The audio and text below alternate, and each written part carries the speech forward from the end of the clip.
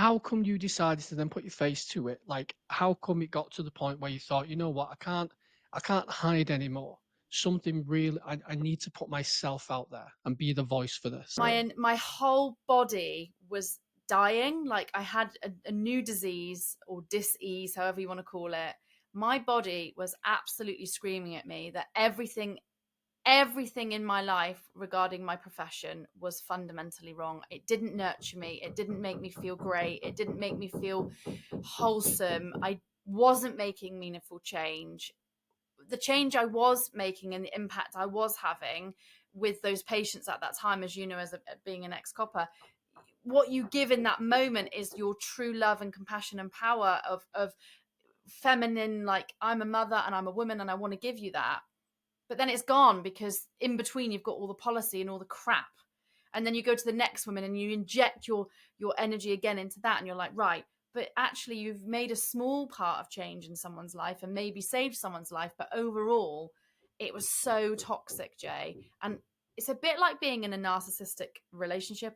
A lot of people have said this about midwifery or being in a really abusive marriage. Like it's so toxic that it's only when you leave and you reflect, as like only the other day I was remembering something and I was like, oh my God, I've forgotten about that because I'm healing. So I'm starting to heal the older wounds, which means more of the information's coming up. I'm remembering older people that I never remembered before. So for me, it was one woman that labored for all that time behind that curtain.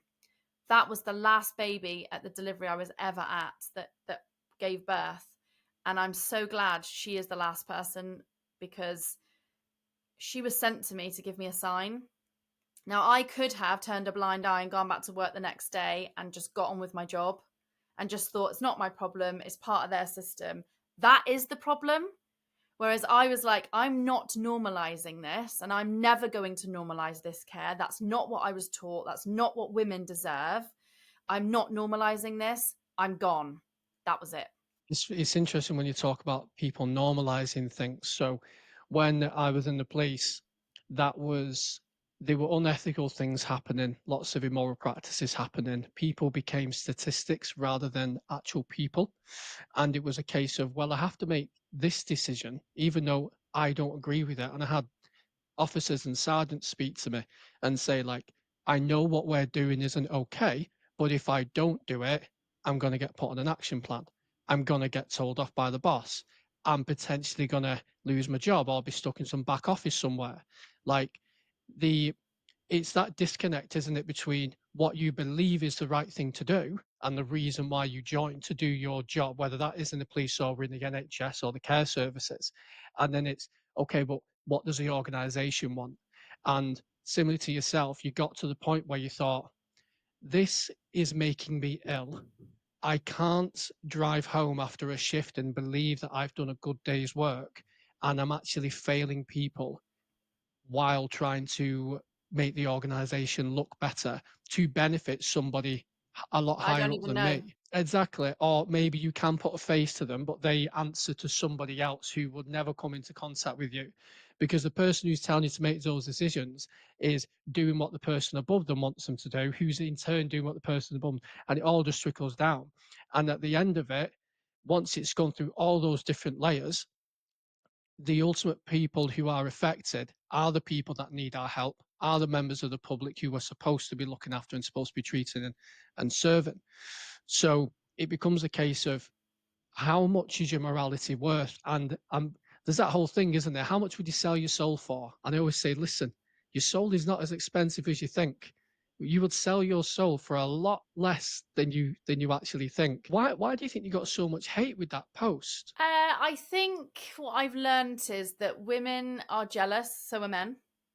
And people who hoped to probably gain some traction in their own campaigns didn't do as well as perhaps I did. I think people have too much ego, and the ego is I want to be the one to make the change. I want to be the one. Whereas, do you know what I've done in this journey, Jay? I've got no remedy. The only remedy I believe is in the grassroots people to rise up. That's the remedy. But I can't enforce or encourage that other than facilitate and be a blockchain of information. So without the information from maternity services, people won't click that something was fundamentally wrong with their care. And people won't click that the fact they had to sign an NDA to get money out of a hospital that they wish they then could complain about, but they can't because it hides under the corporate veil, then live their life suffering that they knew they didn't get the truth. That is the bit that's being pieced together for a lot of people now. So I think for me, I learned that women are really spiteful to each other. That has gone back for centuries and centuries. Women, when you get them in groups, they can be absolutely vile, which is why I decided to stand alone now, because I was in a group with three of us, and those two I'm taking to court because they're the ones that said I killed the baby online. So what I've Oh, learned wow. is stay in my lane, and I will get deviated from it, but I have to stay in the lane. And the lane is I'm just a facilitator of blockchain information. That is it. I'm blocking and bridging the gap and facilitating that bit to that bit and getting people to think, oh, because what we've got is we've got women sat on one side that have had terrible care that absolutely loathe midwives. And then you've got midwives who are being led by the system, as you know, as a police officer, a policy driven system that doesn't match healthcare and women. It doesn't match. It's a bit like the police say free, they're arresting people for freedom of speech, but you can't change the fact that someone has an opinion. So they don't match. And then you've got this big disjointedness between public authorities and just the living people. So I think what I found was that the women that were being harsh about me were the women that actually wanted the same as me. And I beggars belief, I thought, but we want the same thing. What's behind that? Well, it either has to be some unresolved trauma of their own, which has led them to make that assumption of me, or they are in their ego that they want to be the change. I don't care who makes the change. I do not care, but it has to happen. And what we do is we rumble on the bottom, don't we? And eventually the volcano will just go. It doesn't matter who gets to the top of the volcano. We've all facilitated and passed on a baton and a baton because people might think, oh, Victoria is one of the only whistleblowing midwives. No, I'm not. There's been hundreds of thousands of whistleblowing midwives. They just haven't had social media for many years to be able to do that. They were just hidden behind closed doors and closing ranks on people because you didn't have the opportunity unless you knocked your doors of your neighbors to tell them what was going on. So I feel very grateful that I'm in a position that social media is here, and I think, whew, wow, if I didn't have social media, this would never have happened. So what I found, Jay, was that the people were bringing up old posts, old employment tribunal stuff about me, not actually understanding the bigger picture. But when I joined Jim Ferguson, and because he has quite a following, and I went down a different road of learning about Agenda 30 and what was going on with vaccine programs, that shifted a lot of the trolling and then I started to call people out online. I was like, right, hang on a minute. I'm not having that now, and I'm going to call you out. And I started calling them out, and they all shit themselves and ran away. So, you mentioned quite a lot there, and I've just noted a couple of things down which I want to come back to. Social media is a great tool because it can amplify a voice which otherwise would have been silent. And the very fact that you've managed to get so much traction shows that there are there's a need for this conversation to happen. It's like I get loads of police officers and prison officers and everything else messaging me saying, thank you so much for speaking out because we don't have a voice. Because if we say anything, yes, there are apparently whistleblowing things in these services, but you whistleblow against the wrong person, it's absolute career suicide. And then you can't pay your mortgage, then you can't pay your bills and everything else.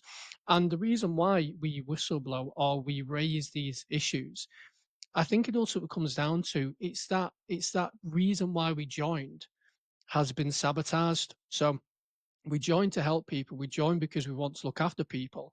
Me making sure people are safe, and I'd say more importantly, yourself, because you are there from the moment of birth when that person starts their life, and you want that to be as safe and as healthy and as positive as an experience as it can be, because it comes from a place of empathy and care. Now, when we see that the organization and the reasons as to why we joined are being destroyed by the very organization that's supposed to be taking care of them, that's why we raise the alarm, because we go, the system is not okay. The system isn't working properly. and we can no longer do what the system says, Mhm. and it's the system itself which is the problem. So you mentioned before about like it's as if you escape an abusive relationship, a narcissistic relationship, and it's really interesting that after you've stepped back, then the kind of smear campaign started. It was bringing things up about past things, employment tribunals, without people knowing the full story. Do you think that's done in a way to discredit you? Therefore, they can brush you under the carpet as a conspiracy theorist, or someone who was a disgruntled employee. I think some of it is the system probably using robot people to come and attack me. Yes, that is one. I think two, I can't fully agree that that's right, because I think a lot of people out there are absolutely unhealed and are traumatized and have probably birth trauma of their own and family trauma because their mother had birth trauma, because birth impacts the relationship you have with your child. So if we think about that, and also I mirrored midwifery, so somewhere in me I was mirroring going into that type of profession, and I've recognized now the work that I needed to do to stop me wanting to be in a profession like that. Because people say, aren't you really sad that you've left? I'm like, Christ, no, I'm totally relieved it's over. I'm just so relieved it's over. And I feel really proud of myself that I've been able to not go into a slump of complete depression, that it's over, that, that I've lost my career, because there's always another door. But I think what I've realized is that there are certain people that just want to go, oh my God, she's doing really well and I want to take her down. There are those people out there. They're like soul suckers. And I think because I decided to take the advice of a very, very, very wonderful woman called Nikita Stark, she's like, post and ghost, post and ghost, post, run away. And that's what I did for pretty much months. I was like, okay. And I never ever read, and I hardly ever read any of the comments, because I don't have the time. I don't have the space all the time to do that.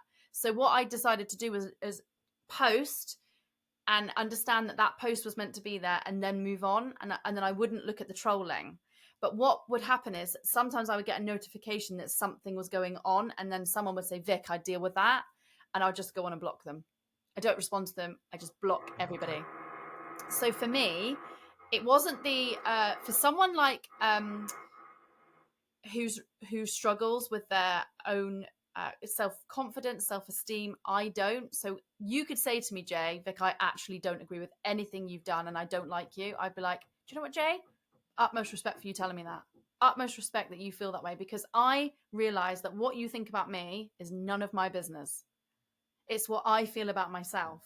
So that inner work that I've done has really held me in a steadfast way to be able to deal with the shit that came. I really wish that more people had that mentality of going, it doesn't matter if you disagree with me. I would actually rather you tell me that you disagree with me, Yes. and that we could have a back and forth, and then we get on with our lives. It's like friends don't have to agree with everything each other say. You can have massively different agreements or disagreements about a really serious topic, which gets you both quite worked up and animated. It isn't an attack on the person. It's just you don't like their point of view or something. And we see too many people falling out or people breaking up over politics or about this or about that because they can't reconcile their differences in that one particular subject. But this then becomes so amplified that people then fall out. And with you saying about the post and ghost, I really like that because I try to do that. Because what I found is I go, well, why am I going back to the comments? If someone comments on something, why am I going back? Because I believed in the video or the message what I put out. Yes. So I'm either going there for validation Yes. or I'm going there at a place of insecurity. And if I'm going there for validation, I will want to see everybody agreeing with me, which makes me then feel good about myself, and then it reinforces the opinion I then put forward. Correct. If everyone disagrees with me, then it could be a couple of things. It could be a place of insecurity where I'm going, oh, okay, I just want to be liked and be popular. Therefore, I'm now going to delete this post because people don't like it, even though it's something I believe in. So therefore, you're censoring yourself. Or it can be you are you're seeking validation which you're not getting because that criticism is speaking to an insecure place in yourself. Correct. And like I said, what I really like about you is that you post and ghost, or you post and you don't really engage with the comments, whether they're good or bad. because you've managed to do that inner healing and inner work. And some of the things what I've seen in different interviews you've done or different posts you put up, I really like that attitude what you've got, in the sense of it starts with me. And if I'm in an unhealthy place, or if I'm in a bad place, or if I've got previous trauma which hasn't been resolved, I'm then gonna project that into the world when somebody criticizes me. And the fact that you're able to take criticism and go, that's completely fine, shows that you have built a robust sense of self. So, with that in mind, how much work do you think people need to do on themselves to get to that point where they can be, they can live their authentic self? It's a lifelong journey, a lifelong. You're forever evolving. So I started this journey of healing in January of 21 when I went into the darkest place I've ever been. I knew that something wasn't right about COVID. I knew that something wasn't right and matching about the practice. I knew that something wasn't right about the vaccines. But then when you go online and you start seeing that no one else is thinking the same way as you then tell yourself you're freaking batshit crazy, because it was censored, and I didn't realize and I didn't understand the media censorship at that time and who controlled the media and who was controlling the social media platforms. So I was like in the darkest place, and I was like, and I'd always had a really, really interesting fascination with the witch trials of our times. And you obviously are very in touch with yourself, and we understand frequency, and we understand generational trauma, and we understand the vibrational hand down of what remnants of what's happened in our family and in our lives. So when I started looking into the witch trials and becoming heavily involved in evidencing it, it really is fascinating that nursing and midwifery is linked right back to these witch trials, which started in the late 1300s, beginning of the 1400s. And you know, Jay, they murdered, strangled, covered in tar 50,000 men, women, and children and burnt them for being midwives, nurses, apothecary, health herbalists, healthcare, because they cared about the people and they wanted to obliterate their knowledge, because today we now have very little knowledge about our ancestral ways of dealing with the healing body. So when I started that journey, I was on all the medications you can imagine, sleeping tablets, I was on everything, mental health medication, insulin. Oh my God, when I look back, and I was dying. That's how I look at it. I was dying. And from 21 to now, that's how long it's really taking me to feel that secure, that I'm not scared of the police. I'm not scared of what happens to me. I'm not fearful if anything were to come in my life. I'm at a point of such connection to myself that whatever is meant to be, I know I'm on the right path because I'm so connected to myself. As soon as I go off my path, something says, Cooey, you've gone off your path. And I go, oh, okay, thanks for that little nudge and that little distraction. And off I go back down that path. So whenever something happens in my life and it really challenges me, I then sit in it and I'm like, oh, what is this bringing up? What is behind this? So for like my husband, who, you know, he's had a really hard time. He's not always been easy, and he will admit that himself. Neither have I. He's now coming through his own journey because I've come through mine, and it ripples. So I think for the Amazing. people out Love that. there that are online hiding behind a like fake profile, they get no time from me, because if you are not willing to put your face and your name and be accountable and authentic, it doesn't matter if your authenticity is to be an asshole. That's you. But I'm authentic in myself, in truth. So I'm a believer that wherever you're meant to be, you're meant to be. But if you need to start looking in the mirror, you've got to go backwards, and that can take years, decades. And then when you get Mm-hmm. there, I get excited. I don't know how about you. I get excited sometimes about what's next that I have to overcome, because I know I will overcome it. Well, I remember having a conversation with a friend just on that note. I remember having a conversation with a friend about this, and it was, if you knew the adversities you were going to face beforehand, would you want to know? And my friend was like, well, yeah, because then they can prepare for them. And I was like, I wouldn't want to No. know, because that would be a true test of character. Like, what is the next thing that's going to happen? Yeah. And how am I going to overcome it? Because I managed to overcome everything else so far. Like, is there going to be a thing which brings me right to that precipice? And have I built up enough strength and knowledge in able to overcome it?